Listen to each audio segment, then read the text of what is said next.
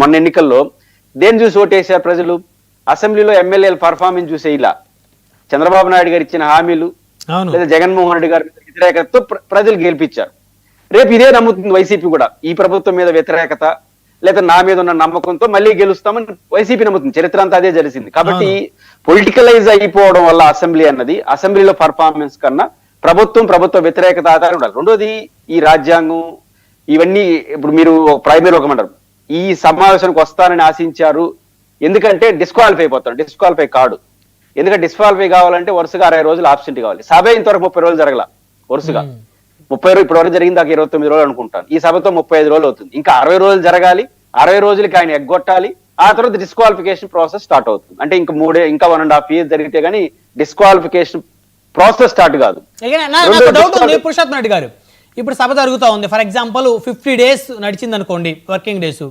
51 day రోజు ఒక 4 YCP ఎమ్మెల్యేలు వచ్చి ఓ 10 నిమిషాలు కూర్చొని సభలో హాజరులో వారు అటెండెన్స్ వేయించుకొని వెళ్ళిపోతే వారు మళ్ళీ 60 days వెయిట్ చేస్తుందిగా. ఇప్పుడు అసెంబ్లీలో రూల్స్ అని చాలా గంభీరంగా ఉంటాయి. ఇక్కడ విచక్షణాధికారం అనే పదం ఆడతాం అసెంబ్లీకి కానీ కోర్టులకు కానీ. ఎందుకంటే ఇక్కడ రూల్ కన్నా విచక్షణాధికారం ఇంపార్టెంట్. ఇప్పుడు ఒక క్లాజ్ ఉంది, వరుసగా 60 రోజులు సమావేశానికి ఆబ్సెంట్ కావాలనేది మనం ఉంది. వరుసగా అంటే మొత్తంలో వరుసగానా, ఆబ్సెంట్ ప్రజెంటేషన్ ఇచ్చి వరుసగానా? ఇది లెక్కేసుకున్నప్పుడు ఇప్పుడు జగన్ గారు ఆబ్సెంట్ 10 రోజులే. ఎందుకంటే గవర్నర్ ప్రసంగం వచ్చారుగా మార్చిలో, ఇప్పుడు 13 రోజులు ఆబ్సెంట్ అయినట్టు. వరుసగా ఇది టెక్నికల్ ఎట్లా జరుగుతుందో చెప్పారు. రేపు డేసి ఇట్లాంటి పరిస్థితి ఎప్పుడు రాలేదు. అంటే అసెంబ్లీకి రావడం రాకపోవడం ఇట్లా సిచ్యువేషన్ రాలేదు. కాబట్టి మన స్పీకర్ గారు తిరుపతిలో ఏం మాట్లాడినారు, ఆబ్సెంట్ అయిన ఎమ్మెల్యేల పైన ఒక చట్టం చేయండి స్పీకర్ గారు అడిగారు. ఎవరిని? లోక్సభ స్పీకర్ ఓం బిర్లా గారు ఇక్కడ ఉన్నారు కాబట్టి ఇట్లాంటి బయట ఒక నిర్దిష్టమైన చట్టాలు ఉంటే బాగుంటుందని ఎందుకన్నాడంటే లేదు కాబట్టి. ఇప్పుడు వరుసగా అంటే ఎట్లా తీసుకోవాలి? ఇప్పుడు 30 రోజుల సమావేశాల్లో వరుసగా తీసుకోవాలా, లేదా సంతకం పెట్టినప్పటి నుంచి వరుసగా? మీరు అన్నట్టు నేను అదే ఇప్పటి వరకు ఎవరి మీద వేటు పడలేదు కదా సార్. అసెంబ్లీకి రాలేదు, గైర్హాజరయ్యారు, అటెండెన్స్ లేకపోవడం కారణంగా వారి మీద వారి సభ్యత్వం రద్దు లాంటి పరిస్థితి మన తెలుగు రాష్ట్రాలు ఇప్పుడు జరగాలి. ఇంతవరకు తెలుగు రాష్ట్రం భారతదేశంలో కూడా వరుసగా 60 రోజులు ఆబ్సెంట్ కాలేదని, రాజకీయ నిర్ణయాలతో సభకు రాకుండా చేయను ఒక్క ఎమ్మెల్యే పైన కూడా చర్య తీసుకోలేదు. ఎందుకంటే అది పరిష్కారం కాదని దేశం ఆలోచించి ఇట్లాంటి డెసిషన్స్ కూడా ఎప్పుడు జరగలేదు. ఇప్పుడు ఉదాహరణ మన రాష్ట్రంలోనే చంద్రబాబు గారు 6 వరుసగా అరెస్ట్ అయినారు, ఆబ్సెంట్ అయిన 60 రోజులు. జగన్ గారు కూడా ఆబ్సెంట్ అయినాడు, మీరు చెప్పినట్టు 1.5 year ఆబ్సెంట్ అయినాడు.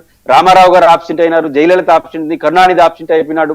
ఇవన్నీ జరిగినాయి. అంటే ఆబ్సెంటేజ్ కారణంగా డెసిషన్ తీసుకోలేదు కాబట్టి కొత్త చర్చలు వస్తున్నాయి. సాధ్యమా, సాధ్యం కాదా, రూల్ ఏం చెప్తే రూల్ పొజిషన్ ముందుకు వచ్చేస్తుంది. ఇప్పుడు రేపేమవుతుంది, 3 సంవత్సరాల తర్వాత జగన్మోహన్ రెడ్డి గారికి నోటీస్ ఇచ్చే ఎలిజిబిలిటీ వస్తుంది. ఈ ప్రభుత్వానికి 3 ఏళ్ళు అయిన తర్వాత నోటీస్ ఇచ్చినట్టు ఆయన సమాధానం ఇప్పుడే చెప్తాను. ఏం చెప్తాడు? నేను హైకోర్టు ద్వారా ఇచ్చిన నోటీస్ ఇంతవరకు అసెంబ్లీ స్పీకర్ సమాధానం చెప్పలేదు. ఏది?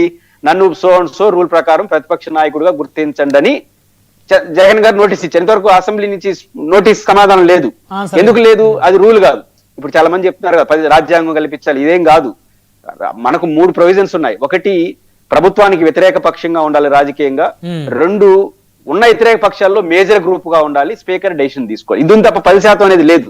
రేపు ఇప్పుడు ఉంటే కోర్టుకి చెప్పేస్తారు కదా, ఆయనకు ఆ రూల్ వర్తించదండి, ఆ రూల్ ప్రకారం ఇవ్వడానికి కుదరని. కాబట్టి ఇవన్నీ కాంప్లికేషన్స్. డెసిషన్స్ అంత సులభం కాదు, పొలిటికల్ అవుతుంది.